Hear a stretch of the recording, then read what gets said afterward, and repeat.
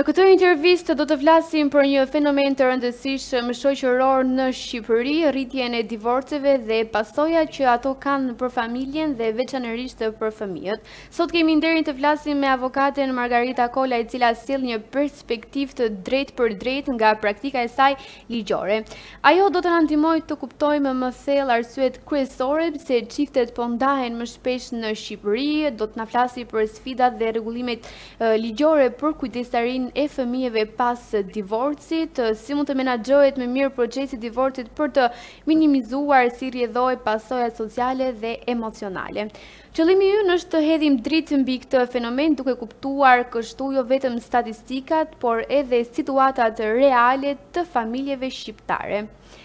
Si e interpretoni ju, zonja Kola, lidhjen midis ndryshimeve socio-ekonomike në Shqipëri dhe rritjes së numrit të divorceve dhe cilët faktori konsideron si më determinues në këtë proces? Në fakt, lidhja që zakonisht unë kam perceptuar që media i bën divorcit është shumë e ngushtë dhe shumë jo komplekse. Në fakt, në të vërtet, arsyet e divorcit janë komplekse. Shpesh dëgjoj që sipas bindjeve të përcaktuara dikush mendojnë që janë thjesht faktor social, të tjerët faktor ekonomik e tjera. Unë mendoj që janë jo vetëm faktor social dhe ekonomik, po dhe faktor të tipit mental, që do të thotë që sot kemi një ndryshim të mënyrës të kuptuarit të martesës si institucion dhe të pozicionimit ose vendit që i japim ne vetes dhe si të them vetdijes tonë në këtë shoqëri. Gjë që do të thotë që përveç se faktit që martesa sot është presuar ose është nën trysninë e ndryshimeve shumë të mëdha shoqërore, të vlerave që ka shoqëria sot, por gjithashtu martesa ndodhet edhe në një trysni shumë të madhe të faktorit ekonomik, por për mua, nga eksperienca ime, është shumë e rëndësishme edhe fakti se si njerëzit pozicionohen ose kanë qëndrimin emocional tashmë ndaj martesës. Gjë që do të thotë që në qoftë se të gjithë këto faktorë mund të kenë ekzistuar edhe më përpara, po njerëzit përsëri rinin në martesë, sepse mendonin që nuk duhet ta prishnin martesën për arsye të mendimit që kishte shoqëria rreth martesës, sot këta faktorë ose këta vargonj nuk ekzistojnë më dhe këto i shtohen dhe presupozohen dhe bivendosen me faktorët e tjerë social-ekonomik, dhe duke ushtuar dhe ky dimension, atëherë vërej një rritje të numrit të divorceve që shkaktohen ose që sot kalkulohen ose janë të statistikuara në Shqipëri. Zonja Kola, numri i divorceve sot është në rritje dhe nga cili vit rezulton një shifër e tillë? Numri i divorceve është në rritje, nuk mund të them saktë se nga cili vit ka filluar ky trend, po mund të them që në dekadën e fundit numri i divorceve ka progresuar në një rritje e cila është më e madhe se rritja që ka pasur në dekadën e mëparshme. Gjë që do të thotë, nëse kishim një numër divorces në dekadën e kaluar X divorce në vit, sot kemi X plus 10 divorce në vit. Dhe kjo X plus 10 divorce në vit në vetvete rritet në vlerë absolute çdo vit. Gjë që do të thotë që në një vit kemi një numër caktuar divorces dhe në vitin pasardhës numri i divorceve është në rritje. Ky trend besoj që është një trend i cili ka filluar ndoshta pas demokracisë që ka ardhur në rritje, por vazhdon të rritet dhe krahasimisht vit pas viti është në rritje ky numër divorcesh. Si ndikon mungesa e divorcit qytetar, le ta themi kështu sipas jush, në përshkallëzimin e konflikteve familjare dhe në sistemin gjyqësor shqiptar? që të bëjmë marrëveshjen e fjalës, ç'a kuptoni me divorc qytetar? Divorci që zgjedhin ta bëjnë ta prishin marrëdhënien nëse ka një konflikt, për shembull një palë e re, një çift i konsiderueshëm.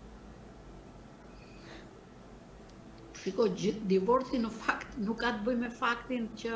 është divorc qytetar apo divorc fshatar, në kuptimin që divorci ka prekur të gjitha grupet shoqërore dhe divorc ke në zonat urbane, divorc ke edhe në zonat rurale. Por nëse bëjmë krahasimin dhe relativizimin midis divorcit në zonat urbane dhe divorcit në zonat rurale, natyrisht që divorci në zonat urbane po ndodh dhe është në rritje dhe është statistikisht më i lartë se sa divorci në zonat rurale. Por, po të krahasojmë në mënyrë krahasimore divorci në zonat rurale përpara disa viteve dhe tani natyrisht dhe në zonat rurale është rritur divorci. Sepse njerëzit, siç thash, jo vetëm që sot mënyra e të jetuarit ton është bërë më dinamike, jeta ka kërkesat shumë më intensive, gjithashtu familja është rrezikuar edhe nga largësia e raportit, sepse ju dini që Shqipëria është një vend që vazhdon të ketë një emigracion të lartë. Pra, ky emigracion ka prekur zonat rurale dhe zonat urbane. Dhe bazuar në këtë, nuk kanë ngelur dhe nuk është kursyer asnjëri prej hartës gjeografike ku ndodhen shqiptarët brenda vendit, kështu që edhe kjo ka qenë një arsye në rritje, por si e impakton kjo sistemin gjyqësor, natyrisht që lidhja logjike është shumë e drejtë për drejtë. Nëse rritet numri i divorceve, atëherë ngarkohet sistemi gjyqësor, sepse gjithë këto divorce, paktën divorcet ligjore, sepse nuk po flas për ndarjen e njerëzve të cilët janë në kushte të bashkëjetesë dhe nuk kanë fëmijë dhe nuk kanë nevojë të paraqiten në gjykatë. Po flas për divorcin ligjor, pra ndarjen, zgjidhjen e martesës ligjore. Të gjitha këto ngarkojnë sistemin, sepse të gjitha këto shkojnë edhe bëhen nëpërmjet gjykatave. Akoma më tepër kur nga martesa kanë ardhur lindje të fëmijëve dhe procesi i zgjidhjes së martesës shoqërohet edhe me zgjidhjen e këtyre pasojave që janë pastaj edhe seancat që zhvillohen për mënyrën se si do të vendosë gjykata për ushtrimin e përgjegjësisë prindërore. Natyrisht që ka një lidhje me sistemin, ngarkohet sistemi sepse zakonisht divorci po ndodh dhe po kryhet në mënyrën tradicionale, pra shkohet në gjykatë. Shumë rrallë, për të them, ka një lëvizje të vogël, një përqindje në shtëpi, po shumë e vogël dhe shumë e ngadalshme që divorcet mund të zgjidhen me marrëveshje. Po edhe në qoftë se zgjidhen me marrëveshje midis palëve, përsëriti do t'i drejtohesh gjykatës për të miratuar marrëveshjen e divorcit ndërmjet palëve. Zonja Kola, në çfarë mase rritja e pavarësisë ekonomike apo sociale të grave ka ndryshuar dinamikën e vendimarrjes për divorc tek ne në Shqipëri? Po kjo kishte të bënte me ato pjesën, me atë elementin e tretë që unë i futa, domethënë që e futa në kompleksitetin e elementeve që ndihmojnë në zgjidhjen e martesës dhe në rritjen e numrit të tyre. Në fakt, në këtë elementin e tretë, pjesë përbërëse është edhe fakti se si gratë sot e shikojnë një lidhje martesore dhe se sa mundësi kanë ato që mos të rinë në një lidhje martesore të cilës i mungon dashuria, i mungon marrëdhënia ose i mungon ngrohtësia dhe qëllimi për cilën ajo është krijuar. Natyrisht që gratë duke pasur sot mundësira më të mëdha ekonomike ose qoftë edhe mundësira më të mëdha emocionale në kuptimin që shoqëria e shikon më lehtësisht dhe e gjykon më pak divorcin e kërkuar nga një grua në gjykatë, natyrisht që kjo e ka rritur numrin e grave të cilat i drejtohen gjykatës për të kërkuar divorc. Por unë nuk dua ta shikoj të lidhur ngushtësisht vetëm me faktin e mundësisë, sepse mundësia nga ana tjetër, nëse një grua ka mundësi që të jetë më e pavarur ekonomikisht, kjo jo domosdoshmërisht mund të ndikoj vetëm në faktin që gruaja do drejtohet për divorc, por kjo mund të ndikoj edhe në mundësinë që një grua me mundësi më të mëdha mund të kontribuojë më shumë në familje dhe ndoshta ky kontribim më shumë në familje krijon mundësinë që të ketë edhe një ekonomi më të shëndetshme familja dhe nga ana tjetër një familje me ekonomi më të shëndetshme mund të jetë në thojza ndoshta më pak e rrezikuar për divorc. Kështu që kur në mendimin tim kur japim kategorizime të tilla duhet jemi të kujdesshëm sepse mund të ndodhë që një kategorizim në pamje të parë të na duket sikur ndikon në divorc, por ndoshta po thellojmë më shumë dhe ta analizojmë, ndoshta në disa raste të tjera ndikon në mos divorc ose në si them në rregullimin e një marrëdhënie bashkëtorë. Është kompleks divorci. Është një problem i madh botror dhe në eksperiencën time, duke e parë thjesht nga pikpamja ligjore, janë një sër faktorës që rast pas rasti mund të jenë dhe mund të qëndrojnë në vlera valence të ndryshme në ndarjen ose në zgjidhjen e martesës.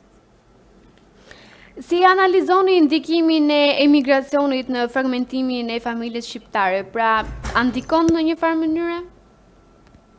Po, natyrisht që ndikon. S'pari njërë emigracioni është problematik në faktin që ka ndikuar që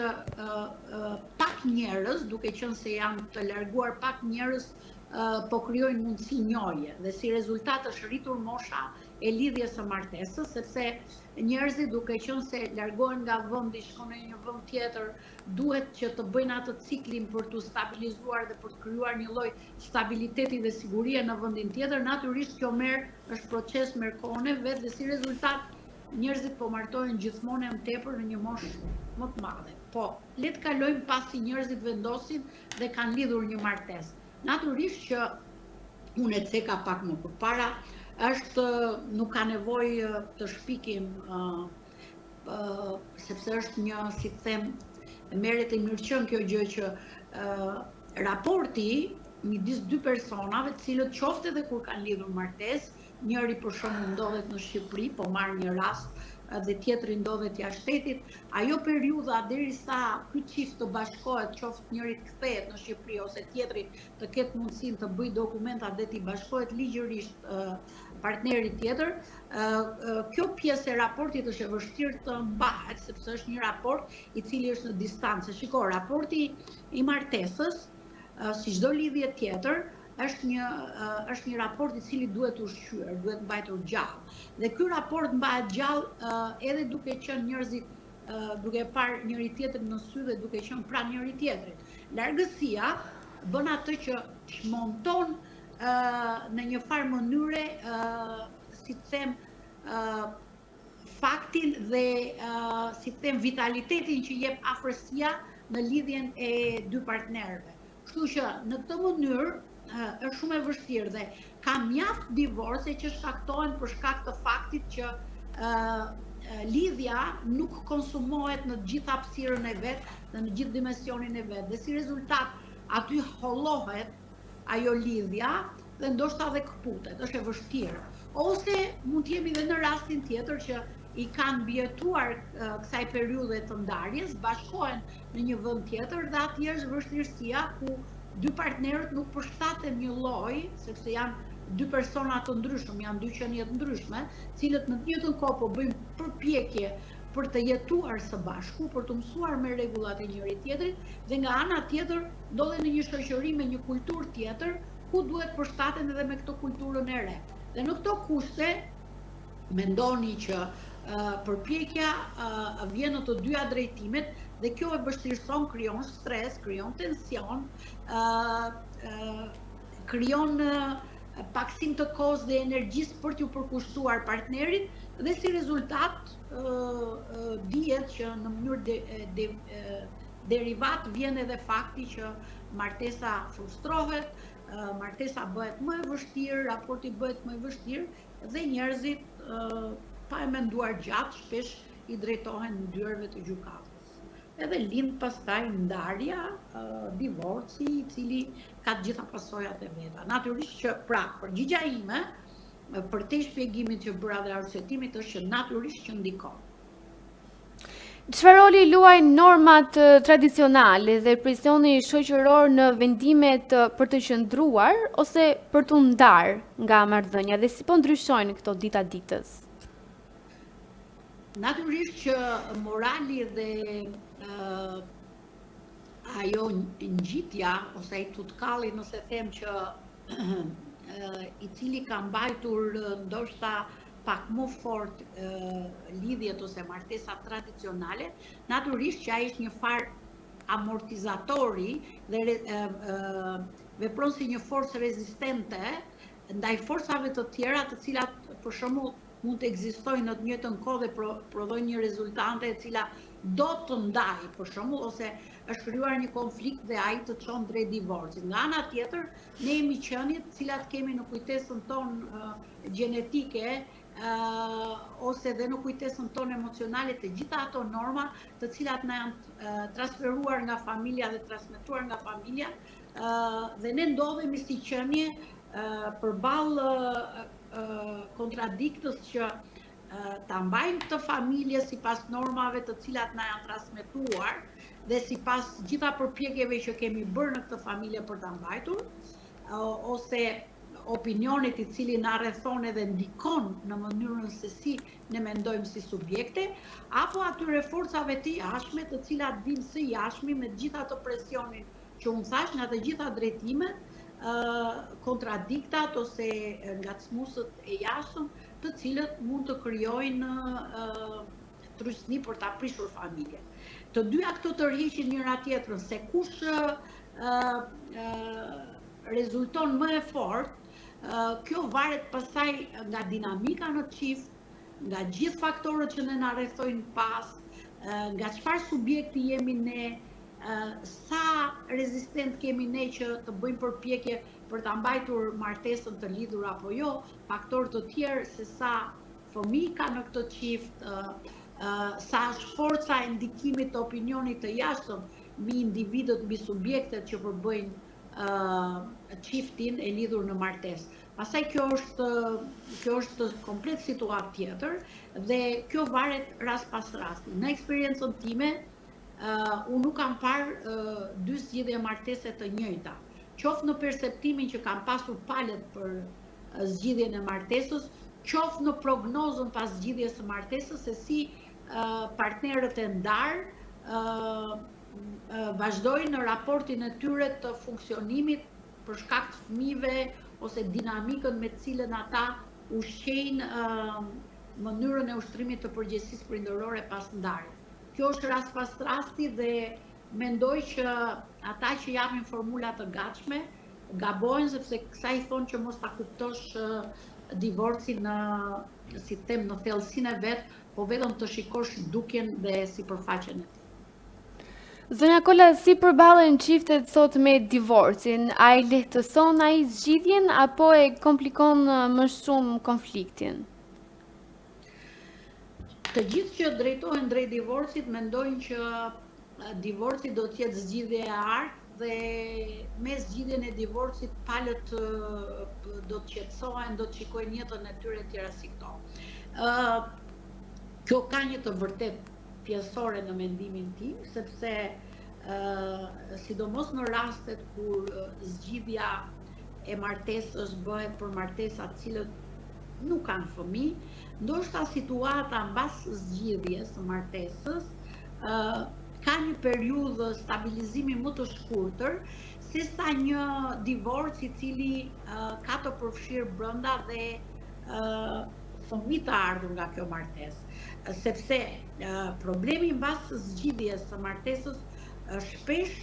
në eksperiencën time qëndroi në faktin që palët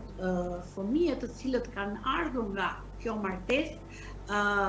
përpiqen ti përdorin si instrumenta kundër njëri tjetrit. Pra, ato të cilat nuk mundën t'i zgjidhin vetë, atë frustrim që kanë ndaj marrëdhënies që nuk heci midis dy të rriturve, ata mundohen ta kompensojnë që duke e parë fëmijën, në mendimin tim e shikoj në shumicën e rasteve si një pronë të tyre, përpiqen që këtë fëmijë ta përdorin si një instrument për të luftuar në thonjza palën tjetër. Dhe në këto raste kanë menduar që divorci do t'i shpëtonte dhe do ishte një shkop magjik, po në fakt vazhdojnë për kohë të gjatë me urdhra mbrojtje në përgjykata, vazhdojnë të hedhin njëri tjetrin në përgjyqje se nuk më jep autorizimin të lëviz me fëmijën, ose nuk ma dhe fëmijën të atakoj sipas vendimit të gjykatës. Pra ka një rezistencë të shtuar pas divorcit nga prindrit për të përdorur çfarë kanë ata ose mendojnë ata që kanë në dorë, mos t'ja japin palës tjetër dhe shpesh nuk respektojnë vendimet e gjykatave, por shfrytëzoj rastin të them nëpërmjet kësaj interviste që për raste të tilla kur nuk respektohen dhe pengohet zbatimi i vendimeve të gjykatave, ne kemi të parashikuar në kodin penal dhe dënime me karakter penal. Sepse aty ku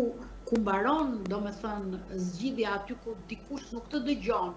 dhe nuk të dëgjon ty, po nuk dëgjon as vendimin e gjykatës, nuk dëgjon as ligjin që po flet, atëherë do t'i drejtohesh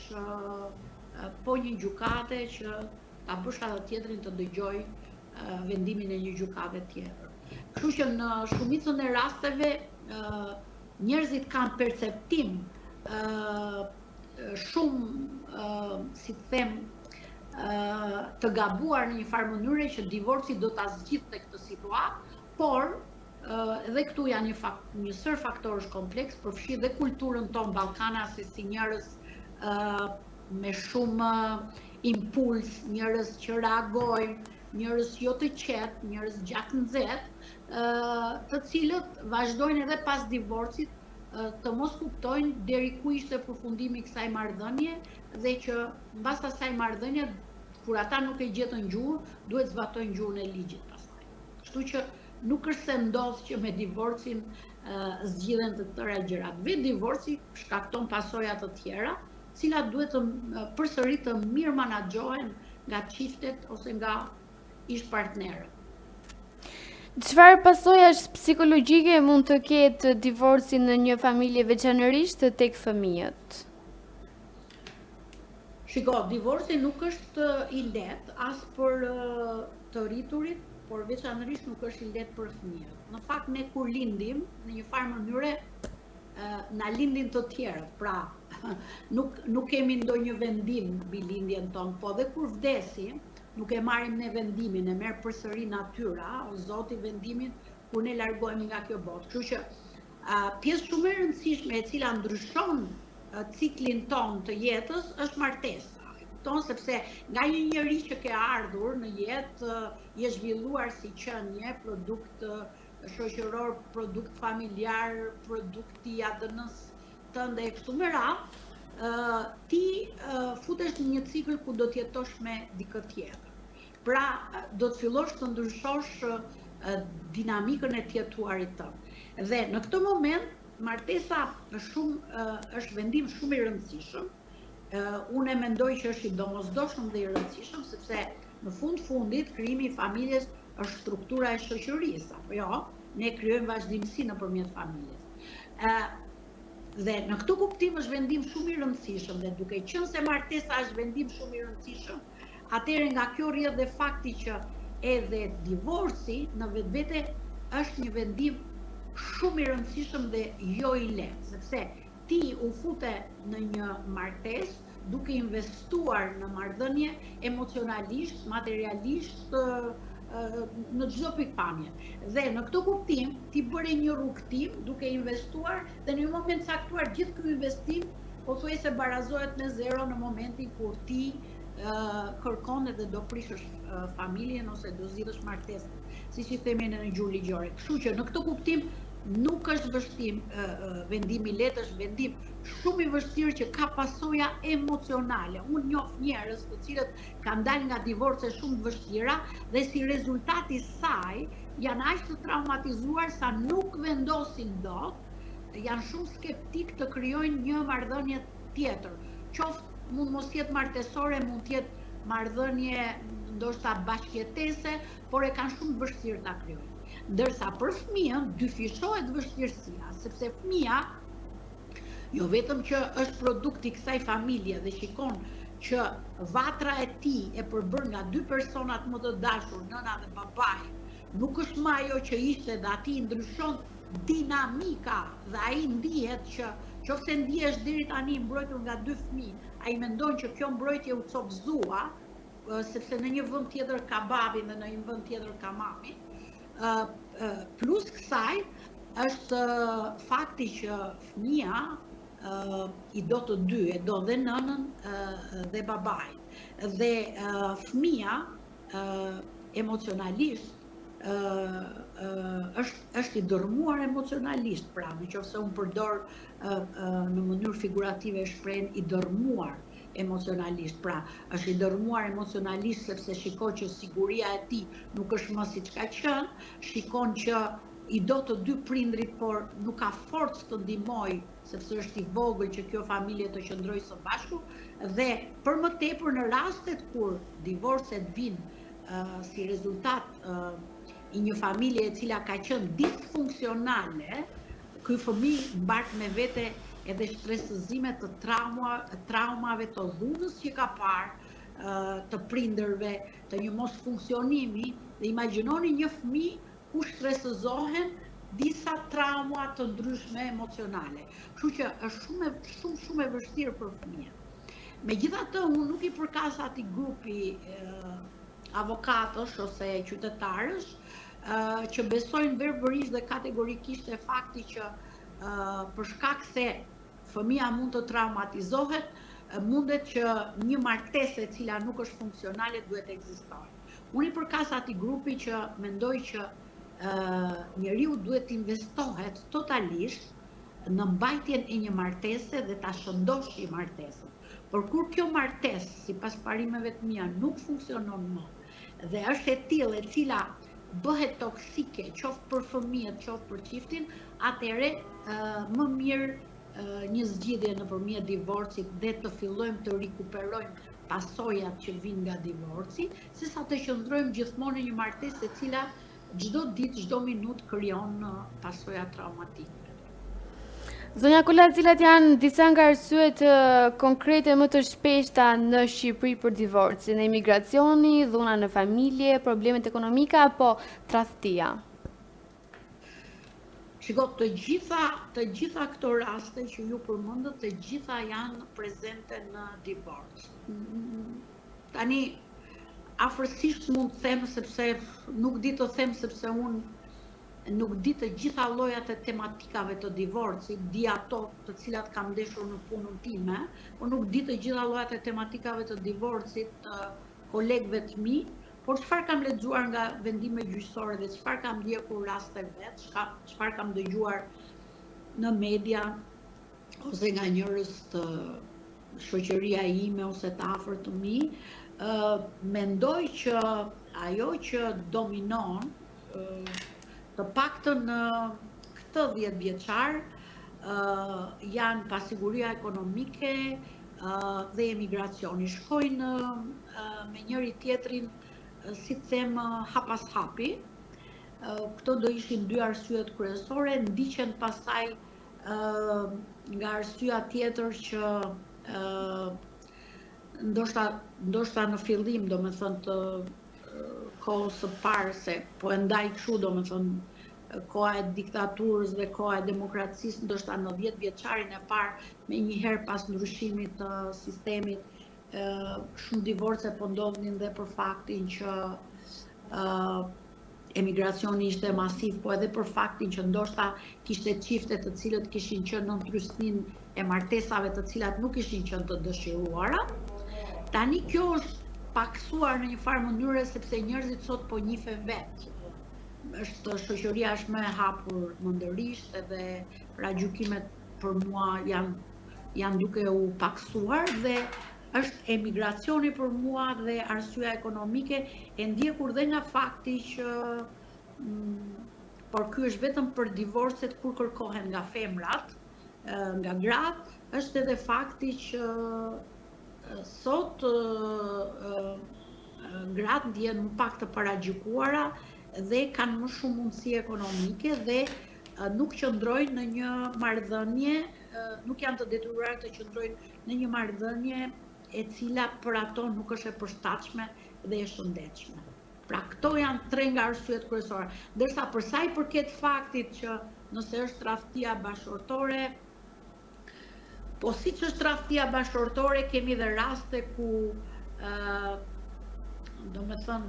tradhtia bashkëtorë nuk është në shumicën e rasteve tradhtia bashkëtorë. Ka raste të tradhtisë bashkëtorë, por nuk mendoj që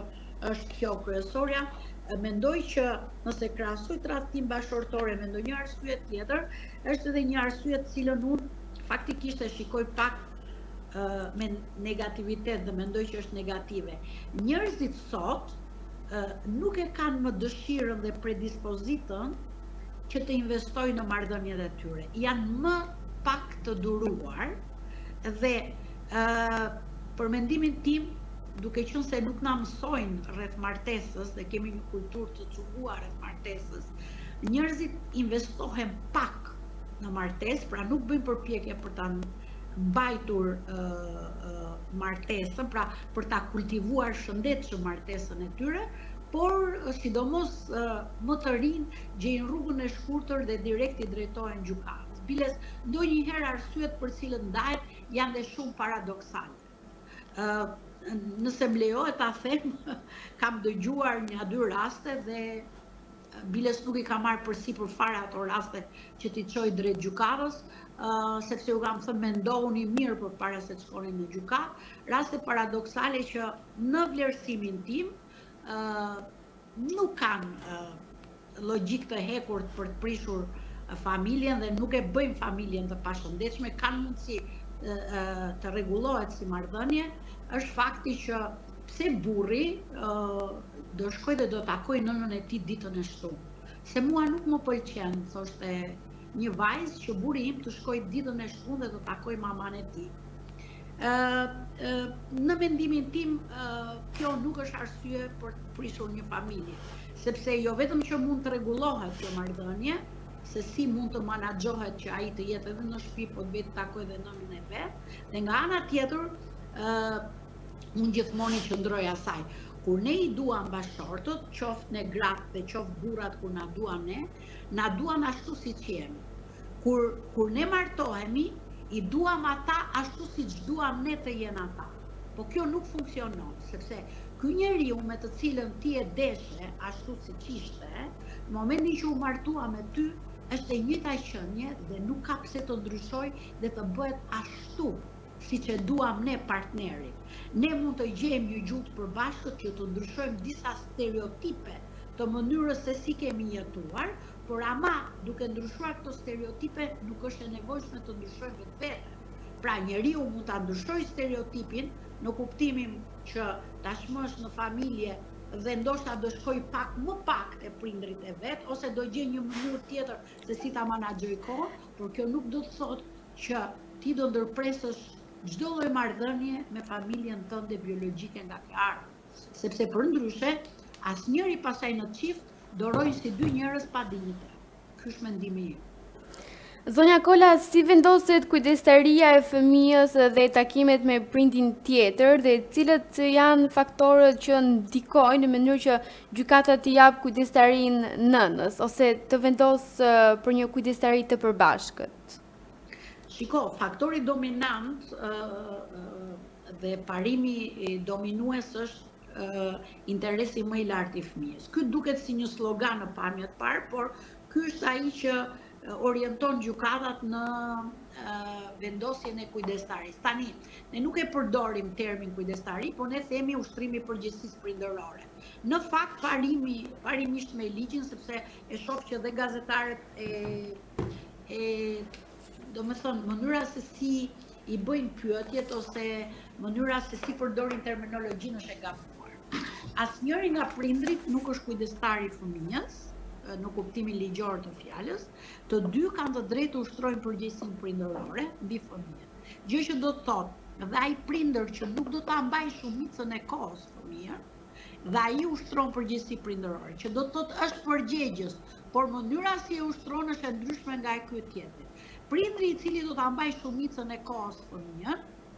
ushtron përgjegjësinë prindërore duke e mbajtur shumicën e kohës. Pa ai prindri tjetër që nuk do ta mbajë shumicën e kohës fëmijën, po e mban në një kohë më të reduktuar, ai ushtron përgjegjësinë prindërore në shumicë duke paguar pjesën e pensionit ushqimor që i themi ne, ose detyrimit ushqimor. Tani, gjykata vendos kur mënyrën se si do ushtrohet përgjegjësia prindërore duke u nisur nga disa elementë. Pra, parimi është interesi më i lartë i fëmijës, gjë që do të thotë ku fëmia do ndihesh më mirë dhe do të kishte një mirëritje dhe edukim më mirë. Por, kur arrin në këtë konkluzion, ka parasysh disa elementë, moshën e fëmijës, ka parasysh atashimin e fëmijës me secilin prind, me kë e ka lidhjen emocionale më të fortë, kush ka kushtet ekonomike më të mira, sepse në qoftë se një nën, po supozojmë, nuk ka shtëpi ku të banojë, okay? Mund të shkojë dhe të kërkojë një shtëpi sociale për shkak, ose për momentin nuk e ka, dhe do shkojë të jetojë te prindrit e saj. Edhe pse ajo është nëna, nëse babai mund t'i sigurojë një komfort ekonomik, emocional, shpirtëror, pra të gjithë këto elemente, dhe atashimin e ka më të mirë, gjykata disa herë vendos t'ia japi edhe babait, nëse edhe mosha e fëmijës është e përshtatshme. Në përgjithësi, gjykatat tona kanë ndjekur ritualin që fëmia i është lënë nënës, për shkak se edhe moshat ku janë ndarë prindrit mund të kenë qenë fëmijët në një moshë që kanë pasur më shumë nevojë për kujdesin e nënës. Por jo gjithmonë është kështu, por ka qenë praktika më e mirëvendosur. Gjithsesi, kemi dhe raste ku publikut i është dukur e çuditshme, por gjykata ja ka dhënë për shembull babait. Ose ka raste për shembull që fëmijët edhe mund të jenë ndarë, një e ka marrë babai, një e ka marrë nëna. Por në përgjithësi synojnë gjykatat që mos ta ndajnë vllai nga motra, vllai nga vllai, motra nga motra. Por ajo që dua të them dhe dua ta them dhe dua që kush e dëgjon intervistën ta ketë parasysh këtë, është fakti që vendimet për ushtrimin e përgjegjësisë prindërore nuk marrin kur formë të prerë në kuptimin ligjor. Ç'do të thotë kjo? Nëse një vendim ka marrë formë të prerë dhe ka ezaruar gjitha shkallët e gjykimit, është shumë e vështirë që